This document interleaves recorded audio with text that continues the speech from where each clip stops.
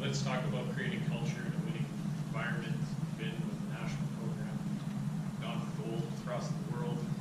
When you're building that culture, how did it come about? How did it manifest itself? And what do you think are the key aspects to building a good culture for your team? I'm going to go back to Neil Langeman on this one. Like I said, he was my university coach, and he really built such an amazing culture when I played at the University of Lethbridge. And I actually said back when I was playing for him that if I were to ever become a coach, that I would want to emulate my coaching philosophy based on his coaching philosophy. And it's really cool that I have the opportunity to work with him and him to mentor me now. So just building that culture and creating that family and being able to direct a team. In our case, when I started, there was a very, very young team, and as we grew and progressed through our 5 years together, we built this winning culture, and we won 3 national championships in a row, and I truly believe it was because of Neil and the culture that he built. And one of the biggest things that I attribute to him in being able to build that culture is letting each player know what their role is on the team. If you have players that don't necessarily know their role or know where they stand, it's really hard for them to fit in with the team. And so every year, before every game, Neil would tell them what their role was within the team and what he wanted from them. And he would say, this might not necessarily be the role you want to play. I know you might not want to come off the bench, or I know that you might not want to be a redshirt and not be on the squad, but this is what we believe is best, and you need to buy into that. And we got complete buy-in, and it was a really amazing culture to be a part of. I think with the culture part, I think certainly early on in our program was trust, and I think when players know that you trust them, they begin to trust you, and then the accountability comes in behind that, and then the knowledge falls in behind that. And every year, I think your culture changes. I think you can build a culture and a winning culture, and I think every sports program and every successful program, there's certain attributes that you can say this is exactly what they do. But the more I try to read, right now I'm trying to listen to a lot of podcasts, and I think things change.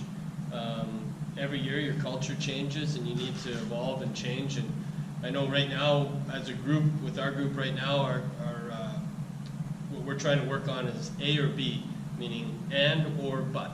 And the Alabama football team, I read a really good article on the Alabama football team, and so we're trying to have as many and guys as we can. What I mean by that is you can throw 90 miles an hour, you can run a 4.4, you can hit 30 home runs, but if it ends in but, he doesn't go to class, he's failing this, he doesn't show up to extra work, he misses his sessions with Hootie, he misses whatever. Or you could be the guy that runs this, throws 90, hits 25 home runs, and he's a great teammate, and he stays late with the young guys, and he picks up garbage around the ballpark, and he holds doors and takes his hat off in a restaurant. And we're trying as a group every year to have as many and guys as we possibly can, and it's as simple as A or B, and it changes every year. That's pretty cool. I'm going to use that. I just stole it. I think certainly in the late 90s, as a Canadian women's national team, we'd go to world championships. We'd look at the American teams who are red, white, and blue, matching head to tail, and our girls say, does anybody have a yellow shirt? We'll wear that on day one. Does anybody have blue shorts? So part of changing our culture, we were successful in 2004 in Puerto Rico. We won a silver medal because at that 2000 championships, we were out of our depth. We might have been good enough players, but we didn't believe in ourselves. 2002, we changed things. We started bringing in all the sports scientists. Our psychology was better. We believed we belonged. And in 2004, it all came together with great players, the same players we had in 2000, a few of the same players we had in 2002. But we looked at all the successful teams. We didn't go to this 2004 championships being in awe of anybody. We rightly belonged there. We traveled the best we could. We prepared the best we could. We went to the facility months ahead of time. We knew everything to expect. We knew the food when we arrived. We knew the conditions. And when we arrived there, we were the team that everybody was looking at. And right from day one, so we changed the culture of being a team that just showed up and does anybody have a tracksuit, does anybody have a blue pair of socks, to everything was looked after, every detail, and then the players had the perfect stage to perform, so it was pretty satisfying. Yeah. Peter, you have no experience with this recently, right? Well, you know, it's funny when you're in and it's mentioned about the culture changes from year to year, and it certainly does. Every team has its own identity and sense, and you know, as I said, I was lucky to play in Prince Albert during the Terry Simpson years, and there was so much respect within the group, and we had so much pride with our organization, and there's lots of ownership taken within the players. Went on to University of Saskatchewan. Dave King was our coach there. Same situation, different way.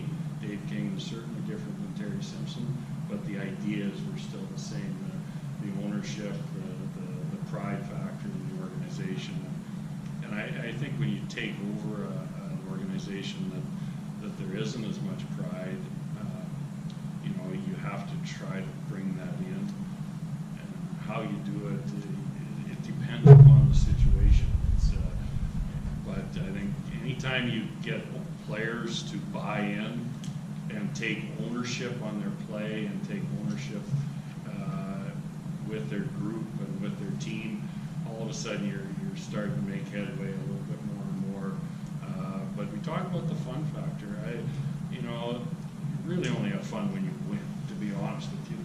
But there is kind of that, where do you start it from? And I think the players, if they know you as a coach care enough that you want them to be successful, and if they do the things that you ask them to do, you give them a chance to be successful. And I think that if they understand that, they're going to go the extra mile for you and go a little bit harder for you. And if one person does it and 23 people do it, now you're that much better yet. And all of a sudden the successes start to come a little bit more, a little bit more, a little bit more. We get the whole group to talk a little bit about the balance between winning and development. You guys are all in different sports. You've all coached kind of different age groups, although a lot of it has been maybe high school age players. But when we talk about young kids, we want them to win right away, but we also want them to development. So how do you go about balancing that with your teams?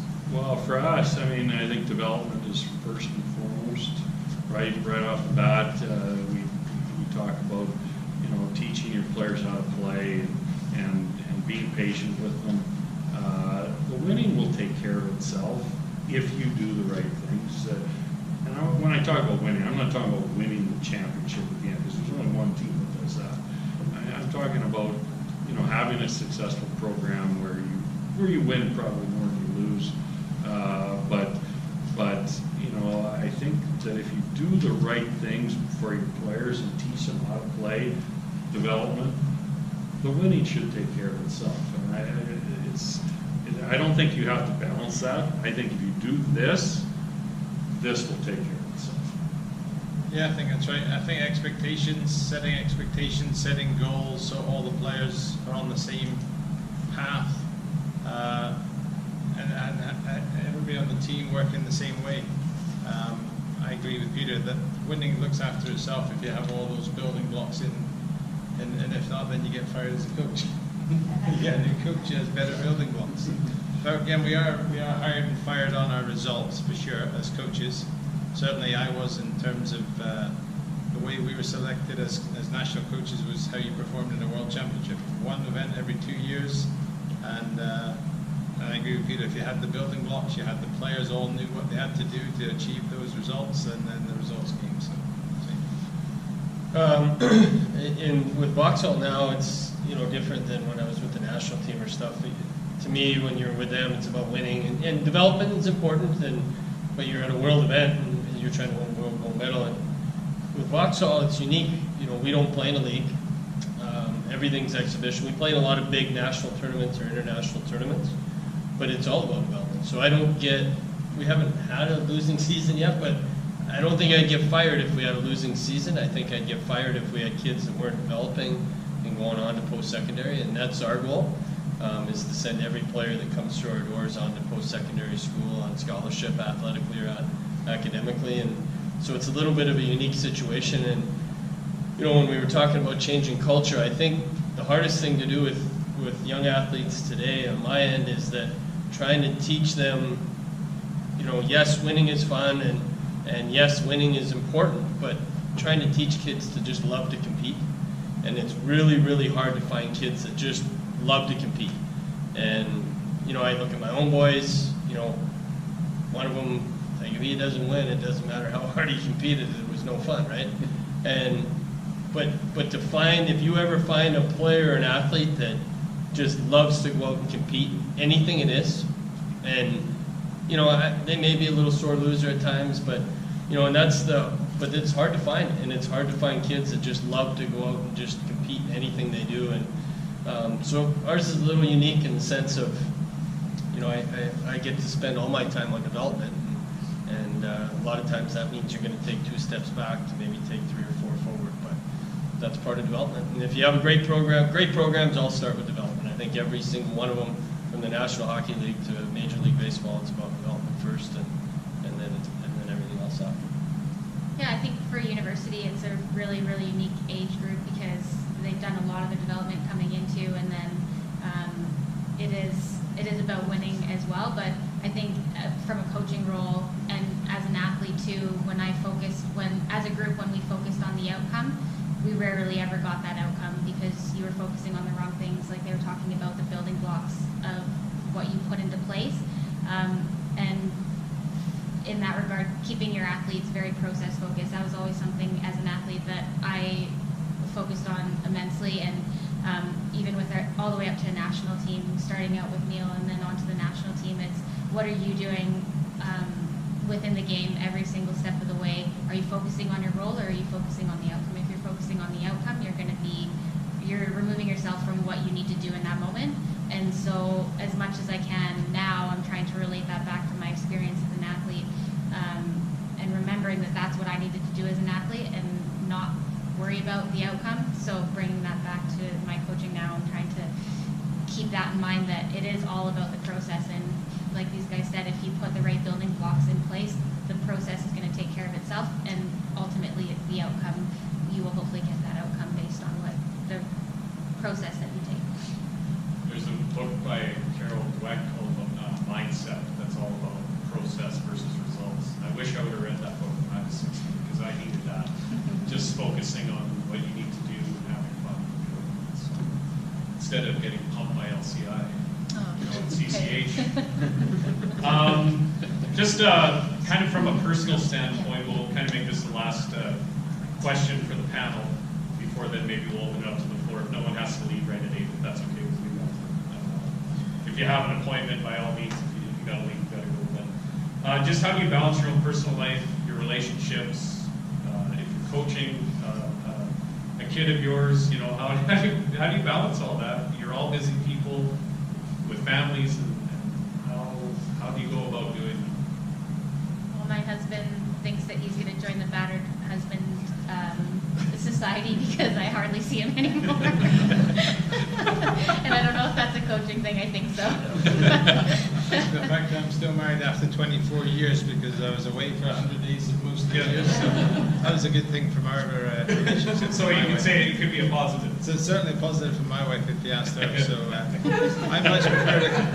Well, a few people know my wife in the audience. But certainly, as a coach, I tried best I could. I coached both of my kids. I probably could have been a little harder on both of my kids or done some things differently, but I tried to teach my kids and coach my kids just like any other player. And now sometimes my daughter says, why did you not tell me that? Why did you not do that to me instead? So, but it's a fine line.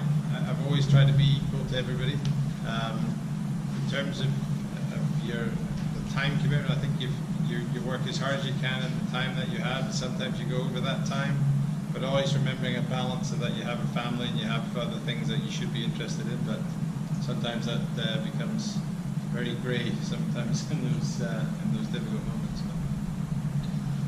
Yeah, I think my family, they're all in with baseball. They like sport. And I think, you know, to be married to a coach, guy or girl, I think you got to like sport. You got to be able to support it. It's certainly not easy. I'm going through coaching my boys right now, and you know, that's always a challenge. You know, I have challenges coaching my own kids. Of not being too hard on them, but not spending enough time with them on their own game. You know, you coach everybody else's kid all day long, and then you get home in the evening, and hey, Dad, you want to go take batting practice? And I find that probably the biggest challenge of not maybe spending enough time. You know, I go to work an hour away, so it's not like we can just meet in the batting cage or whatever. But you know, I think at the end of the day, coaching your own kids is a whole new day. It's fun going full circle and going back to the younger age and starting back up again, because you know, it certainly has opened my eyes, and I've learned a lot from coaching younger kids as well. Probably as much in the last couple of years as I do coaching Vauxhall times. So. I don't think you could ever be a successful coach unless you have a supportive spouse. I mean, what the coach goes through, it was mentioned, it's a lifestyle. You live it. It's not a job. The moment it's a job, then you might as well go do something else. So you absolutely live it. I mean, me and my wife, we lived in lots of different cities, you know, but have experienced awesome cities. Met lots of great people along the way. We have one son. He basically was with me at the rink from this side, you know, all the way up. Now he's playing hockey in university. But you know, so yeah, you just find a way. And it's a life. It's not a job, and they're a part of it. But you are away lots, and there's lots of times when my wife will say, "Geez, aren't you going sometime soon? Like you've been around too much. Like it's time you get, you know." But no, but serious, and it is part of it. Being away is part of it. But that's when you're together. That's when you make it really, really work. Okay, well, that's, I got many more questions, but we're at 8 o'clock, so I'll open it up to you guys. If we have any questions from the floor, just fire away. Don't be shy. Got a lot of brain power up here. Dean, you said that when you're looking for a team, you try to find great athletes and train them. I was wondering if the panel could just speak to what you feel about 2 or 3 characteristics that you look for in your sport, not including competitiveness. Kind of common. Just quickly, from my point of view, someone that's prepared to spend a lot of time on their own in our sport, someone that's prepared to listen, and you know, I hate to say that, but back to someone that, as everybody said, that wants to compete at everything they do and will find a way. Maybe they don't have the best technique, maybe they don't have the best stuff, but they'll find a way to get it if they want to get to that next level. So, if I knew the answer to that one, I had much better teams. It's kind of an intangible one, right? It's sometimes you don't expect this guy to come out and do what he's done, and so that's what I look for. For us, no. For us, we look at 3 things. We look at hockey sense, skating, and compete. Like those are the 3 really important things, and the other part is character and size. So there's 5 things, but the 3 that are really important are the first 3. But character, I don't know. Like you research a lot of things about the families and what kind of a kid he is. Like I don't think you can put a finger on how important character is, because especially for us, I mean, you know, it's a long season, and you're going to have some real major hurdles. You're going to have some tough times. You have to have good character, and you have to have the passion for the game. If you don't have the passion, you're not going to battle through anything. You're not going to come through it when it's all said and done. So those are kind of the 5 things we look for in players, but really the character and the passion is so important. I would agree with Peter. I think character is, you know, ultimately in the baseball world, I think with all of us, you're looking for the best athlete from baseball, arm action, or how fast they run. And it's not so much how hard or how far they can hit a baseball, but I think athletic genes or athleticism, running, throwing are critical in the baseball world. And baseball is different than maybe a lot of other sports. It's a late developing sport, especially compared to hockey. So you can, we've had players that started baseball at 14, all of a sudden are at Vauxhall at 16 and playing on Team Canada at 17 or 18 and being drafted professionally. It can happen really quickly, but they were good hockey players or they were good volleyball players or whatever. So I would agree character is critical, but on our side of things, I think trying to find athleticism, arm speed or arm quickness, running speed, running quickness is really important. But also it's a sad part of the game, but looking at parents and genes. You see somebody that's 5'10" at 15 years of age, you go, wow, he's going to be 6'4", and there's not a lot of baseball players, especially pitchers, that are under 6'2". Marcus Stroman might be, one of the examples, but you got to be north of 6'2", and so you might, you go find out parents, grandparents, look at arm length, and there's lots of things that go into it. But I wish there was an exact science to it. Yeah, I mean, for us, obviously, with rugby, there's the intangibles like vision on the field, X factor, being able to make something out of nothing. So the field stuff, there's that. And I just want to reiterate the character part of it. Being an athlete and being on a team that was highly competitive, we were in, our training environment was 6 days a week and highly competitive within our team, which makes it very difficult because you're obviously competing for a spot, but your teammates at the same time. Having good teammates, if you come into that type of environment and you have somebody who's not for the team and they're there for themselves, we call them cancers on our team, and it just sucks the life out of your team if you have a cancer on your team. And so I think that speaks very highly to people's character, and if you have someone on your team that's sucking the life out of your team, it's really, really hard. So I'd say that's a big part of it too. Would you try to fix that, or would you try to, or would you just deal with it, just, turn off the heads? For me, I was trying to figure that out. I guess as a coach, I don't know if I can say. As for, I'm sure these guys have lots to say about that. From my perspective on the national team, I mean, we had a player who stayed for 3-4 years, and she had everything. She had the X factor, the intangibles, and she just couldn't put it together as a teammate. And he as much as he saw in her, he couldn't let her go because of what he saw in her, and that really affected the team. So it's give and take. I don't know. With that being said, is there an age, and this all alludes to where I was going to go with the question, is so I coach rep level soccer, assistant coach at U12 level. Can you address those specific issues with kids that are dealing with trying to bring these kids together as a team to buy into the team part of it? And this came up for me because my son started playing football, and I seen more of a team atmosphere in 3 weeks of playing football than I've seen in 5 years of soccer. And so that goes to where you're talking about with those cancers and stuff. Can that be addressed? And if so, that's a pretty big question. Yeah, no doubt. I mean, for kids that young, I would hope that you could try and, as a coach that out of them and help them develop as people and as athletes in one. But you guys might be able to speak more to that. Well, I think in a team sport, it's imperative that you're all working together. Certainly in golf, when we pick 5 players who the individual accomplishments ends up being a good team.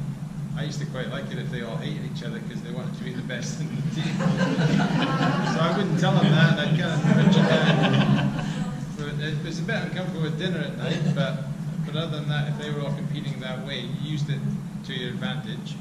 But certainly when there was a kid playing rugby, if you had one person that thought they were bigger than the team, either the players dealt with that. It's tough at 11 years old, but at an adult age, you certainly dealt with that player, or the coach finally stepped in and said, we're going to put a lesser player in for the benefit of the team. Well, and like the one thing that I noticed, and this alludes somewhat to rugby too, I'm trying to figure out how to bring it across, it's very tough. It's very tough to be a superstar on a football team without a team, or be a superstar in rugby without a team. You can go into baseball or soccer or hockey, and you can show individual skills and look like a superstar. You can't do that in other two teams, and I guess that's why I'm kind of alluding to that, because I've seen it on numerous occasions where in those sports,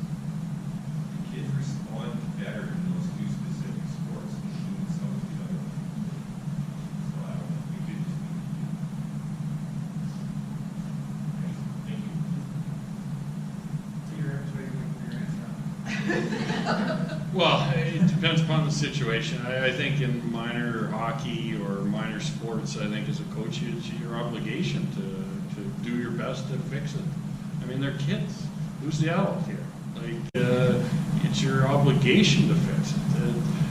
That's what we do, you know, and if it's coming from home, you might have to deal with it in that regard. If it's coming from a different reason, like, you know, I think for the most part, the kids are there because they want to play. They might get pushed into it because of whatever reason, but I think in minor sports, it's our obligation as coaches to fix it and to do the best that we can to fix it. It's a different situation when you're in a professional environment where, hey, either things change or people do, right? And so, you know, so it's a different situation. If we have a cancer in our team, we'll work with it for a certain amount of time, but I mean, eventually, you know, you just gotta cut it out. But I think minor sports, it's a little bit different situation because you're dealing with kids and young kids, and it's our obligation to make sure we do our best to fix that.